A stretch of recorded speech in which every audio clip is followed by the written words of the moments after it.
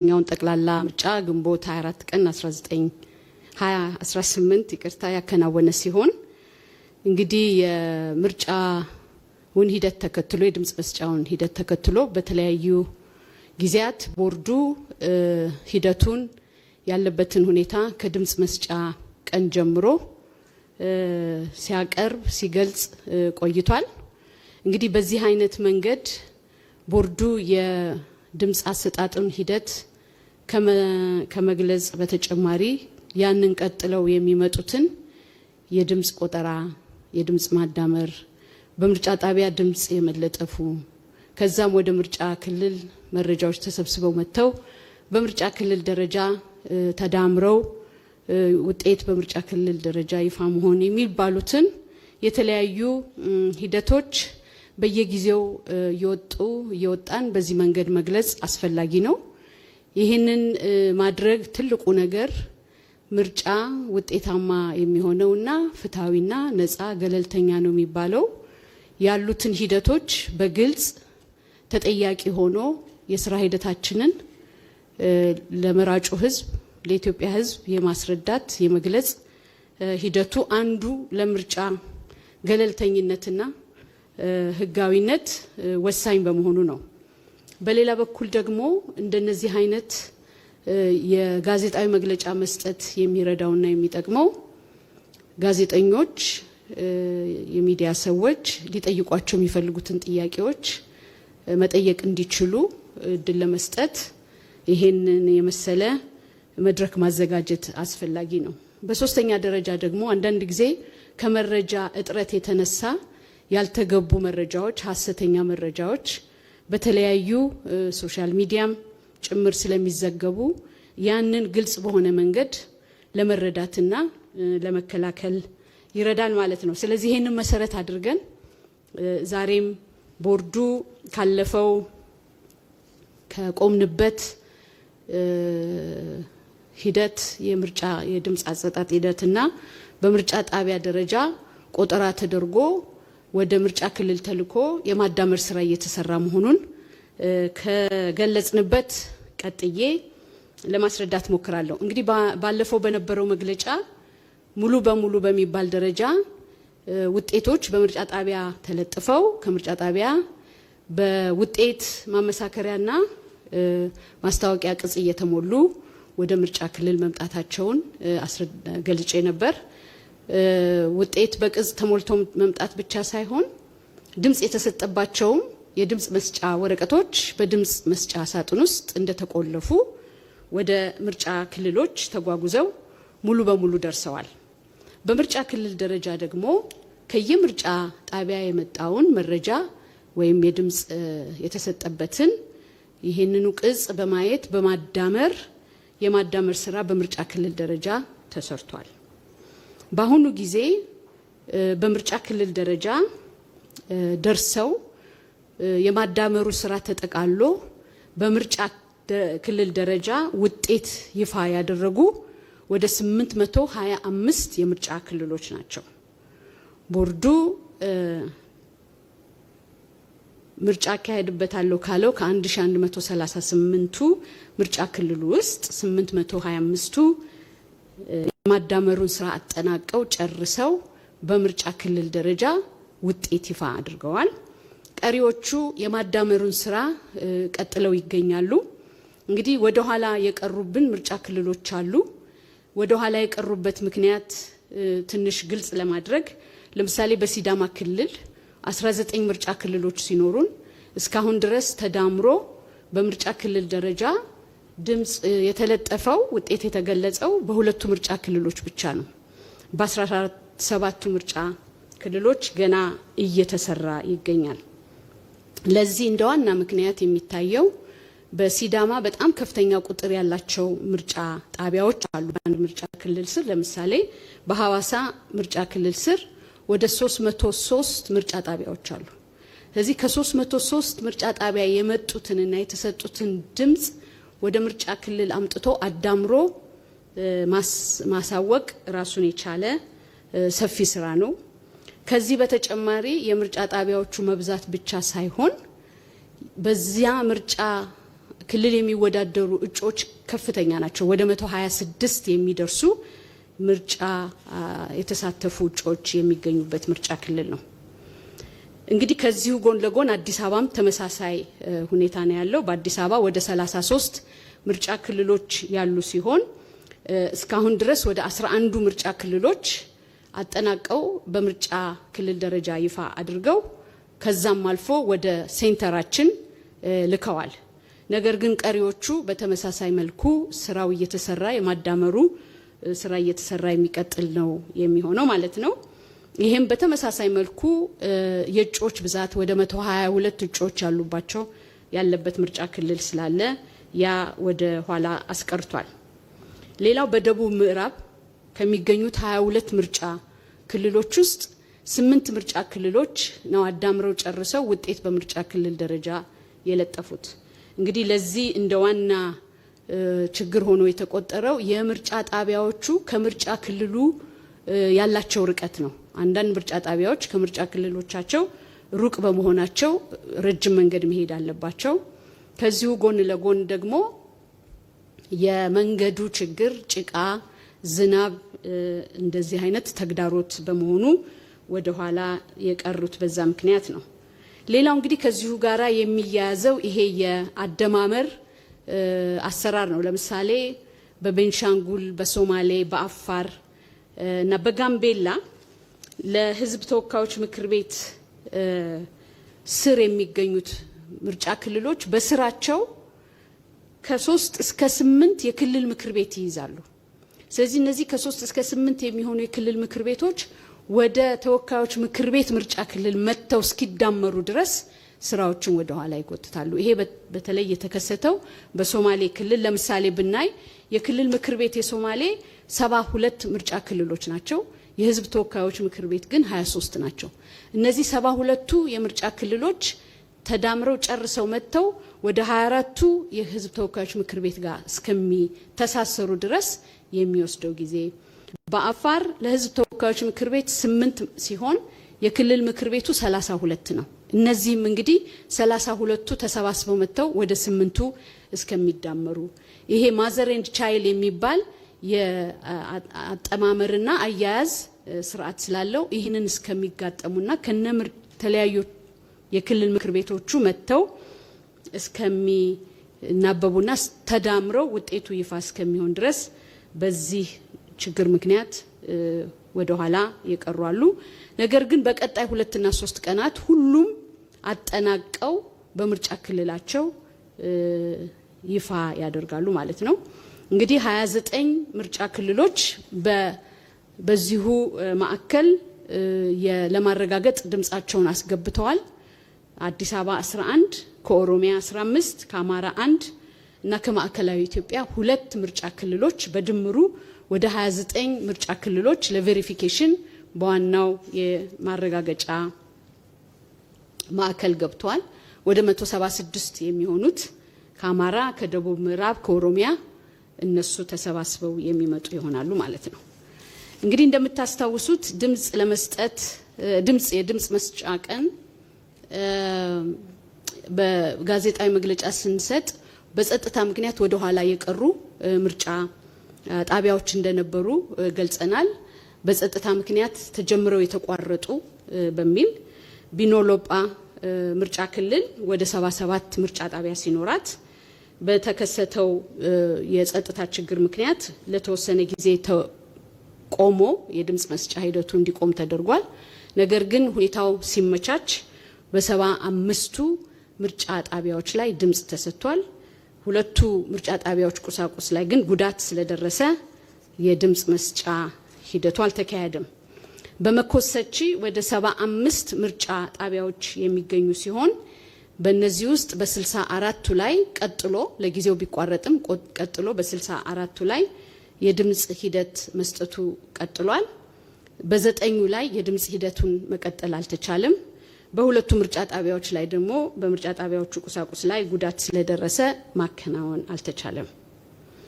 በቀርሳ ምርጫ ክልል ወደ 105 ምርጫ ጣቢያዎች የሚገኙ ሲሆን እነዚህ ምርጫ ጣቢያዎች ለተወሰነ ጊዜ ተጓጉለው ቆመው ነበረ። ኋላ ግን የተመቻቸ ሁኔታ ተፈጥሮ ሙሉ በሙሉ የድምጽ መስጠት ሂደቱን አከናውነዋል። በሌላ በኩል በኩታበር ከሚገኙ 73 ምርጫ ጣቢያዎች ውስጥ 19ኙ ተቋርጠው እንደቆዩና የዛን ቀን ከሰዓት በኋላ በነበረን የጋዜጣዊ መግለጫ ከ19ኙ አምስቱ ወደ ኋላ ቀርተው በ15ቱ ላይ ድምጽ መሰጠቱን ገልጬ ነበር። ኋላ ግን በደረሰን መረጃ የተቋርጦ የቀረባቸው 3 እንጂ 4 አለመሆናቸውን ተረድተናል። በዛ መንገድ እንግዲህ ተቋርጠው የነበሩት በኩታበርም ድምጽ መስጠት ሂደቱ ተከናውኗል ማለት ነው። እንግዲህ ሌላው ከዚህ ከድምጽ መስጫ ቀን ጋራ በተገናኘ ቦርዱ ሊነሱ የሚችሉትን የተለያዩ ቅሬታዎችን፣ ጥቆማዎችን፣ የሥራ ማስተካከያዎችን በተለያየ መንገድ ሲቀበል ቆይቷል። ይሄም የተደረገው አንደኛ በቦርዱ የኦፕሬሽን ዴስክ አማካኝነት ከየምርጫ ክልሉ የሚመጡ ማናቸውንም አይነት ጥያቄዎች፣ ጥቆማዎች በመቀበል ሲያስተናግድ ቆይቷል። ከዚሁ ጎን ለጎን በፖለቲካ ፓርቲ ዴስክ በማቋቋም ከፖለቲካ ፓርቲዎች የሚመጡ ቅሬታዎችን ሲቀበል ቆይቷል። በተያያዥነትም ደግሞ በምርጫ መታዘብ የተሰማሩ የምርጫ ታዛቢዎች የሚልኩትን ማንኛውም ጥያቄ፣ ቅሬታ ተቀብሎ ምላሽ ለመስጠት የሚያስችል የምርጫ ታዛቢዎች ዴስክ ተቋቁሞ በዛም በኩል ሲከታተል ቆይቷል። ከኢትዮጵያ ሰብአዊ መብት ኮሚሽን ጋራ የጋራ ዋትስአፕ ግሩፕ በመክፈት ከነሱም ጋር የሚመጡ ሪፖርቶችን ስንቀበል ነበረ። ከዚሁ ጎን ለጎን 7555 በሚባል አጭር መልእክት ስልክ እንደዚሁ ዜጎች፣ መራጮች፣ ፖለቲካ ፓርቲዎች፣ የሲቪል ማህበረሰብ ድርጅቶች የተለያዩ ጥቆማዎችን ሲሰጡ ቆይተዋል። በተመሳሳይ በ6412 የሚባለው የቅድመ ማስጠንቀቂያ እና ሪፖርት ማድረጊያ ሲስተማችንም ተጠቅመው እንደዚሁ ጥቆማዎችን፣ የአፈጻጸም ማስተካከያዎችን ስንቀበል ቆይተናል።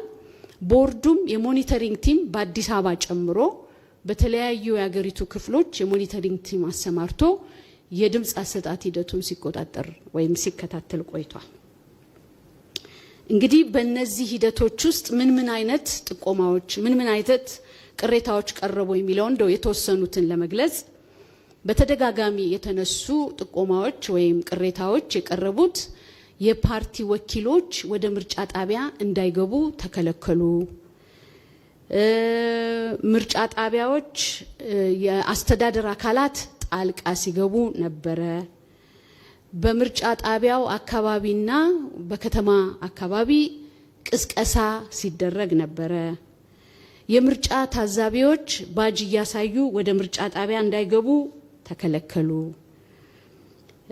በአንዳንድ ቦታዎች ላይ ይህንን ፓርቲ ምረጡ የሚል ቅስቀሳና አስገዳጅ የሚመስል መንገድ ተጽዕኖ ሲደረግ ነበረ፣ በአስፈጻሚዎቻችን ገለልተኝነትም እንዲሁ አይነት ቅሬታ ሲቀርብ ነበረ። እንግዲህ በእነዚህ ሁሉ የቅሬታና የጥቆማ መቀበያ መንገዶች ቦርዱ ሲቀበል ቆይቶ በወቅቱ አንዳንዶቹ ፈጣን ምላሽ የሚጠይቁ ስለነበረ ፈጣን ምላሽ ወስዷል። ለምሳሌ ፓርቲ እጮቼ እንዳይገቡ ተከለከሉ ሲል ያ ፓርቲ የተከለከለበትን ምርጫ ክልል ምርጫ ጣቢያ በመለየት ወዲያውኑ አፋጣኝ ምላሽ በመስጠት የእጩ ወኪሎች ገብተው እንዲታዘቡ የተደረገበት ሁኔታ አለ። እንደውም ቦርዱ እየተከታተለ በተለይም በድምጽ ቆጠራ ጊዜ የፓርቲ ወኪሎች መገኘታቸው በጣም ወሳኝ ስለሆነ ስልክ በመደወል የፖለቲካ ፓርቲ አመራሮችን ሁሉ በቀጥታ በማግኘት የድምጽ ቆጠራ ሊጀመር ስለሆነ እባካችሁን እጩዎቻችሁ በየምርጫ ጣቢያው እንዲገኙ የበኩላችሁን ግፊት አድርጉ እያልን ከዋናው መስሪያ ቤት ወይም ከዚህ ምርጫውን ከምንከታተልበት ቢሮ ጭምር ማሳሰቢያ ስንሰጥ ቆይተናል።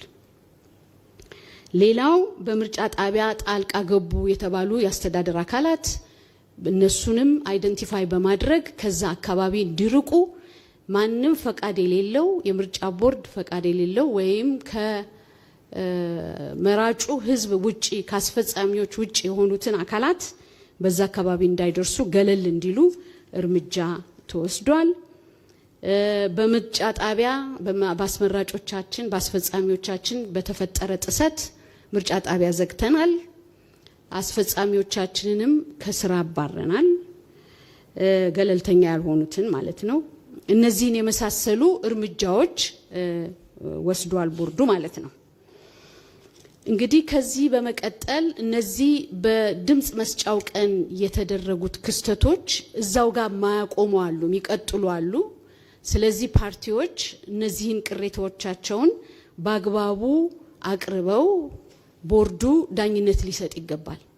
ለዚህ እንዲያመች ቦርዱ የህግ ባለሙያዎችን ቀጥሮ የህግ ባለሙያዎች ጉባኤ አቋቁሟል። በአሁኑ ጊዜ የህግ ባለሙያዎቹ የተቋቋሙበትን ገልጾ ቦርዱ ለፖለቲካ ፓርቲዎች ማናቸውም ቅሬታ ድምጽ መስጫን በተመለከተ የድምጽ አጸጣጥ ቆጠራን እንደዚህም በተመለከተ ያላቸውን ቅሬታ እንዲያቀርቡ ቦርዱ ጥሪ አቅርቧል ለፖለቲካ ፓርቲዎች። ይሄንን ጥሪ ማቅረብ ብቻ ሳይሆን በእርግጥ ከድምጽ መስጫ ቀን በፊት ያው የድምጽ አሰጣጥ ሂደት የምርጫ ሂደት የራሱ የሆኑ እንከኖች ስለሚኖሩት እንዲህ አይነት ቅሬታዎችና ችግሮች ሲፈጠሩ እንዴት ይፈታሉ፣ ቅሬታዎች እንዴት ይቀርባሉ የሚለውን ለፖለቲካ ፓርቲዎች ማስረዳት መግለጽና ያቀራረቡን ሂደት ማስረዳት አስፈላጊ ስለነበረ ቦርዱ ለፖለቲካ ፓርቲ አመራሮች ከድምጽ መስጫ ቀኑ በፊት ቅሬታ እንዴት ይቀርባል፣ ለማን ይቀርባል፣ መቼ ይቀርባል፣ እንዴት ይታያል የሚለውን በዝርዝር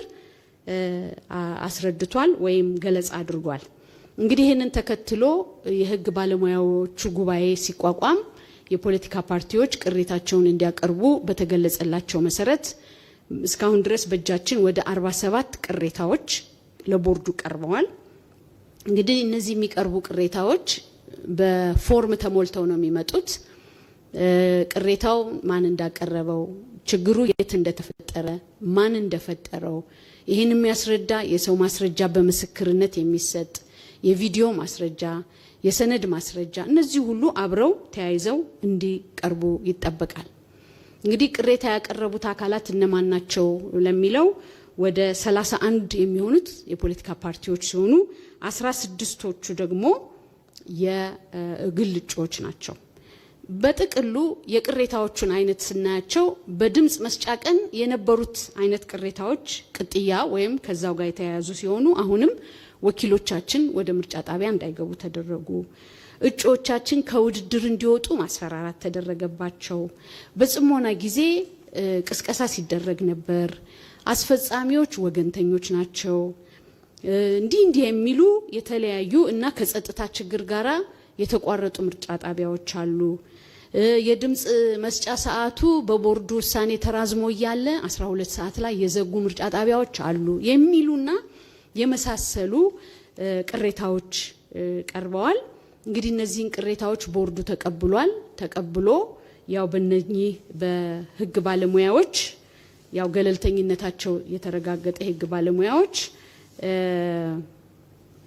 የማጣራት ስራ ተሰርቶ ያ የማጣራት ስራ ሲከናወን ሲያልቅ ለቦርዱ ውሳኔ ይቀርባል ማለት ነው።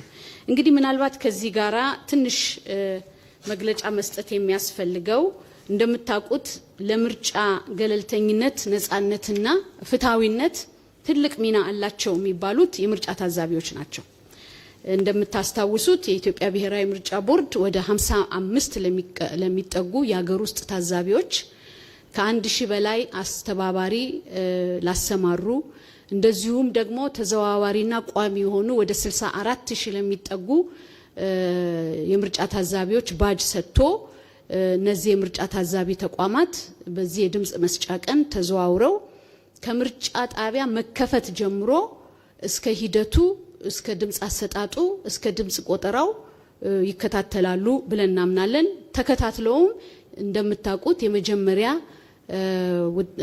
የመታዘብ ሪፖርታቸውን የሰጡን የሲቪል ማህበረሰብ ድርጅቶች ለምሳሌ በጣም የታወቀው ህብረት ለምርጫ የሚባለው ሴኮዬ የሰጠውን ማብራሪያ ወይም የመጀመሪያ የምርጫ መታዘብ ሪፖርት በመግለጫም ሰጥተዋል፣ ለኛም ሰጥተውናል።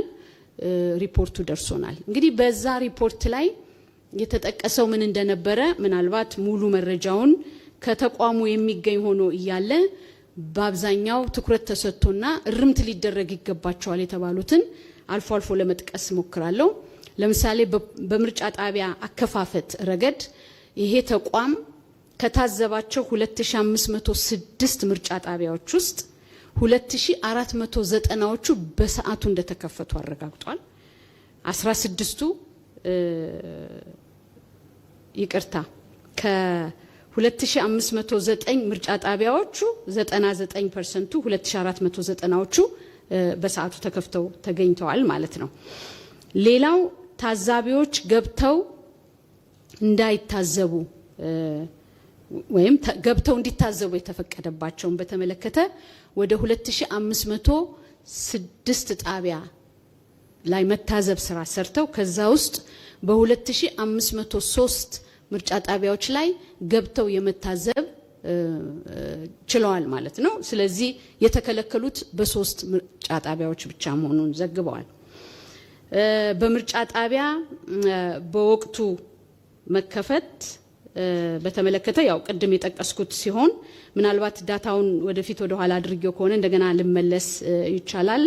ምናልባት ላስተካክል። በምርጫ ጣቢያ በትክክለኛ ቦታ የተከፈቱ ምርጫ ጣቢያዎችን ነው የመጀመሪያው።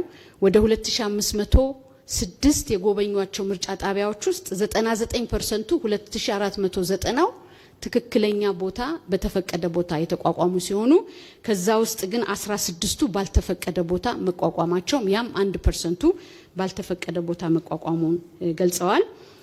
በወቅቱ መከፈትን በተመለከተ ተመልሼ መጣው 2506 ጣቢያዎች ውስጥ 2428ቱ በወቅቱ መከፈታቸውን አረጋግጠዋል።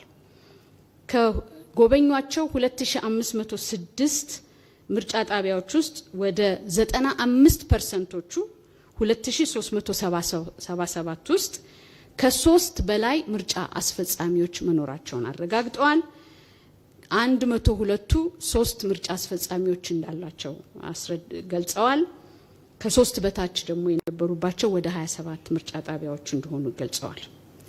ሌላው በዚህ የመታዘብ ሂደት በጣም ወሳኝ የሆነው በድምጽ መስጫ ሳጥን በድምጽ መስጠት ከመጀመሩ በፊት የድምጽ መስጫ ሳጥኑ ባዶ መሆኑን አሳይተው የተቆለፉ ከ2506 ጣቢያዎች 2499ኙ በእነሱ አገላለጽ 100%ቱ ታይተው እንደተቆለፉ ገልጸዋል። እንግዲህ ይሄን ከዚሁ ተቋም መረጃ ማግኘት የምትችሉት ይሆናል። እንግዲህ በዚህ ተቋም ይሄን ብቻ ሳይሆን ጥሩ ጎኑን ብቻ ሳይሆን ልናስተካክለው የሚገባ እንደ ጉድለት ተብሎ የተጠቀሱትን እነሱንም ገልጸውልናል። ለምሳሌ ቅድም ካነሳዋቸው በተከለከለ ቦታ የተከፈቱ ምርጫ ጣቢያዎች እነሱን በተመለከተ ወደ 11 ምርጫ ጣቢያዎች በተከለከለ ቦታ የተከፈቱ ናቸው ተብለው በሐረሪ፣ በሲዳማ፣ በኦሮሚያ፣ በአዲስ አበባ፣ በድሬዳዋ ተገልጿል። እንዲሁም ደግሞ ከምርጫ ጣቢያዎች በተወሰነ ርቀት ብቻ ቅስቀሳ ሲደረግባቸው የነበሩት ወደፊት ርምት ሊደረግባቸው የሚገባ በማለት እንደ መስተካከያ ወይ ማሻሻያ ነጥብ ተነስቷል። ከዚሁ ጎን ለጎን ታዛቢዎች እንዳይገቡ የተከለከሉባቸው ምርጫ ጣቢያዎች እነሱም ጋር ተገቢው ማስተካከያ ወደፊት መደረግ እንዳለባቸው ተገልጿል። በተደጋጋሚ ያልተፈቀደላቸው ሰዎች ወደ ምርጫ ጣቢያ ሲገቡ ታይተዋል የሚለውን በተመለከተ በዚህም እርምት ሊወሰድ እንደሚገባ ገልጸዋል። እንደገና ደግሞ ከምርጫ ጣቢያው ኃላፊ ውጪ እገዛ የሚያስፈልጋቸውን ሰዎች ሲያግዙ የታዩበት ሁኔታ ስላለ ይሄ መስተካከል እንደሚጠይቅ እንደ መስተካከያ ወደፊት ቦርዱ ትኩረት ሰጥቶ ሊያሻሽላቸው የሚገባቸው እንቅስቃሴዎች መሆናቸውን ጠቁመዋል። በጣም ጠቃሚ ርምት ሊደረግባቸው የሚገባ ነጥቦች ናቸው። እንግዲህ የህብረት ለምርጫ ብቻ ሳይሆን ትምራን የሚባል ተቋም የሴቶች የህግ ባለሙያዎች ማህበርም ይህንኑ ተመሳሳይ የሚመስል የትዝብት ሪፖርት ልከውልናል።